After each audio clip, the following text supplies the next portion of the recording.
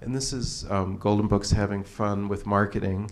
And they did another book. They'd done books about firemen, postmen. This is their policeman book. And as a publicity gimmick, they gave free copies of this book to every rookie New York City policeman on graduating from the police academy. So they got their pistol, they got their badge, and they got a copy of The Fat Little Fireman. And Golden Books got their publicity shot, which is what they were looking for, what they call the money shot. There's a picture from the inside. And this is one of the illustrators from the second generation of Golden Books, who's pretty well represented across the hall. And his name is Richard Scarry. And Scarry was American. He came from Boston. His father owned a department store. And his father thought that he should go into the family business. But he, of course, was interested in being an artist instead. And it was a typical, like a classic struggle. The parent, the well-meaning parent, worried that the child isn't going to ever be able to make a living. And he told him, you'll eat spaghetti for the rest of your life if you follow your crazy plan. But, of course, here he is standing in front of his Swiss ski chalet. He lived quite well and really worked like a devil to earn it. He illustrated dozens of books, several a year for many years. But he was very, very good at what he did, even though, interestingly, he too never won a prize for his work, even though at one point his books were more popular than Dr. Seuss's books. He was the most widely read and enjoyed picture book artist in the entire world. This is from his most popular book called Richard Scarry's Best Word Book Ever, which came out in the same year as Where the Wild Things Are, 1963. We know which of those two books won the Caldecott Medal that year. Scarry was, some people thought his art was too busy, to be artistic. Some people thought his art was a little too cute or too upbeat to be artistic. There was no angst, there was no awareness of the psychology of childhood. His pictures.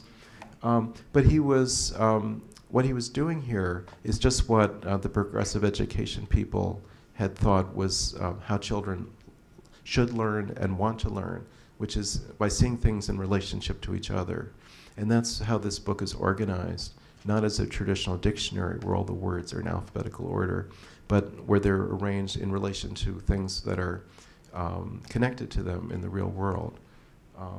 And another benefit of doing the book this way was that if you translated it into a different language, the order of things could remain the same, because it didn't depend on alphabetical order in a particular language. And this book was published everywhere around the world. Here is Five Little Firemen, another book that Margaret Weiss Brown wrote with Edith Hurd. This is the Dutch edition. It's the most popular Golden Book, probably the most popular American children's book in the Netherlands today, as it was in 1948 when it first came out.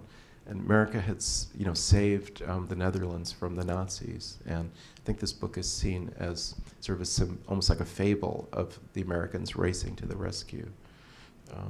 There just was a big exhibition about Golden Books in the Netherlands. Of all European countries, they're the ones that seem to really have taken to them the most. And then in the early 50s, television was coming into Americans' homes for the first time. This children's book, which is about playing doctor, was advertised on national television. It was the first time the medium had ever been used for something like that. It came with 6 original Band-Aids, so you really could play doctor. And Johnson & Johnson, which supplied the Band-Aids, also took the commercials. They paid for it. Richard Simon was still involved in the company at that time. He loved to make publicity splash, and so he fabricated a story about where the Band-Aids had come from. He wrote in a publicity, in an ad or something, that he had a friend at Johnson & Johnson and had sent him a telegram saying, need 2 million Band-Aids, send immediately. And reportedly the friend responded, Band-Aids on the way, what the hell happened to you?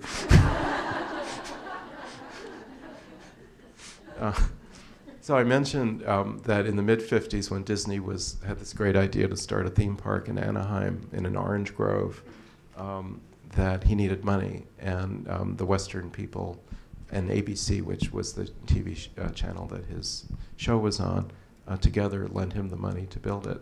And then, lo and behold, images of Disneyland began appearing in Golden Books. And of course, the books were sold at the theme park. And it all began to kind of be an echo chamber, everything built on itself. Here you see a boy wearing a Davy Crockett coonskin cap based on the Disney story of Davy Crockett, which was aired on ABC around that same time. But the Cold War expressed itself in direct ways in the children's books at that time. And after the Sputnik was launched, the two Sputniks were launched by the Russians in 1958, Congress appropriated millions of dollars for libraries and schools to purchase children's books on science, hoping that American children would become scientists who could at least compete with the Russians. And so Golden Books were already doing this long before that provocation occurred. But it was a big trend in the children's books of the mid-late 1950s, and Golden Books was really at the fore of it. And here's another science book that they published. They were doing more and more books for children to have at home to help them with their homework and to introduce them to different aspects of the real world. And this was a really pioneering book about dinosaurs at a time when not too many scientists were doing research on dinosaurs anymore. And one of the children who read this book as, I think, an 11-year-old was Robert Bacher, who grew up to become Dr. Robert Bacher, one of the great contemporary authorities on dinosaurs. And he is now writing an updated edition of this very book for Golden Books. And in the early 60s, they also launched an encyclopedia, which came in 16 volumes and sold for $1 a piece, at a time when the World Book sold for about $200. You could buy these in at the supermarket. And for many kids, including people I grew up with, this was how they did their homework and how they really got a window onto the world. So they were really performing a tremendous service, and it was very much in the spirit of that original mandate to democratize publishing for children.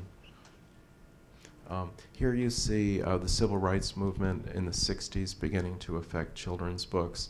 The image on the top is the cover image of a book that purports to show the day in the life of the Central Park Zoo in New York, seemingly an innocent topic, but all the people in all the illustrations are white people.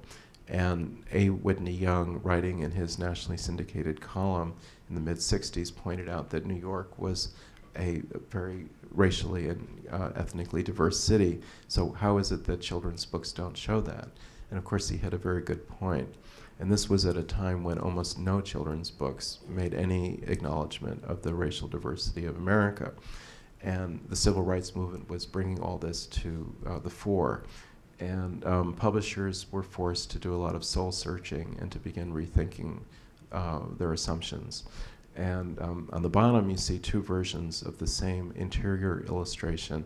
The one on the right shows that having gone through this, they decided to alter the picture to make it a little bit more racially representative. That was kind of a Band-Aid solution. But in the years that followed, more illustrators, including Eloise Wilkin, who I just mentioned, who was very politically aware, began doing books that made that intentionally showed a more diverse population in the illustrations.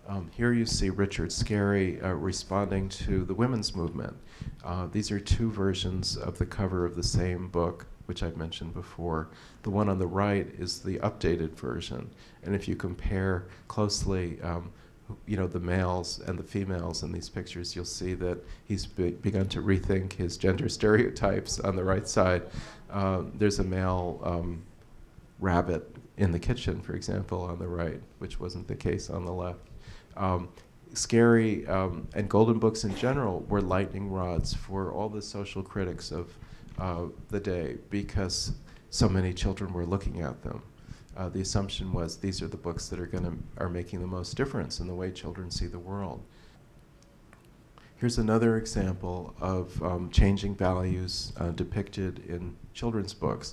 This is a story called The New Baby from 1948. It deals with a very common story during the baby boom era. A new child is about to be born into the family. The older child has to learn to, deal with that. Here, the crib has arrived, and the little boy is trying to come to terms with this as best he can. That mother is supposed to be 7 or 8 months pregnant, though. So apparently, in those days, it wasn't considered okay to show that in a pretty direct way. Well, here's the same story, the same illustration from the same story as it was re-illustrated about 15 years later. So reality has caught up with the children's book world. And I just find it fascinating that you can see these changes happening on the pages of children's books over and over again. Mary Blair was another Disney artist. Unlike the others that I've mentioned, she never broke off with Disney. She always managed to maintain her good relationship with him. And he regarded her as his artistic conscience. He would go to her for advice about how a film should look, what the colors should be like. And often she would make paintings that were not in the style that the film would eventually have, but were intended to inspire and direct the frontline artists in the work that they would do to actually realize the film. So she was the kind of overlord, in a way, of the Disney studio, always working behind the scenes. And you can see she had an amazing color sense and sense of pattern, and I always think there ought to be a Mary Blair children's clothing line or something based on all this work that she did. There she is, herself. And this is an obscure golden book that happened to be one that I had as a child. It was illustrated with photographs, which was very unusual for them. My mother wouldn't let me have a dog, so I used to have dreams about this dog and pretend that the boy and girl that you see inside the book would go away and I would come in, have the dog instead. When I was writing my book, I couldn't find out who the photographer was, anything about him. It was the one thing that sort of frustrated me. And then when the book was about to come out, I spoke for a group of librarians in the New York City area. And at the end, someone came up to me, Carolyn Ward from Stamford, Connecticut, and said, the widow of that photographer is my best friend. So we got together, and Delia Gottlieb, who is now 91 years old, was about 88 or 9 at the time. And she told me that one reason that I was unable to find out about her husband was that the main thing that he did was not illustrate children's books. He had been the jazz critic for the Washington Post. And one day, his editor had told him to bring a camera with him. So he started photographing jazz musicians. And if you were to look at old photographs of, say, Louis Armstrong or Billie Holiday or Count Basie, chances are they were taken by this man, Bill Gottlieb. And he just did a few children's books kind of as a side thing. This dog that you're looking at, which was the dog I wanted, was her dog. So, 50 years later, I was meeting the owner of the dog of my dream, literally the dog of my dreams. And she told me something that I will never forget, which is that his real name was not Laddie, it was James Thurber. So to conclude, I think that there's certain people in our artistic culture, history, who've really had an impact on everyone in their time and in times to come. And Norman Rockwell certainly did that with the iconic magazine images that he created during the 20th century. And Frank Capra, as a filmmaker, was very much in that same vein, being able to sort of capture the American mythology in a populist way on film. And Golden Books really did the same thing in children's lives in America. This is a cartoon that appeared in the New Yorker about a family coming to the Library of Congress to visit. And the father says to the little girl, just think, every book that was ever published in the United States can be found in this one building. And the little girl goes right to the core of things and says, "Do you mean even the pokey little puppy?" So, well, there we are. And thank you very much for listening.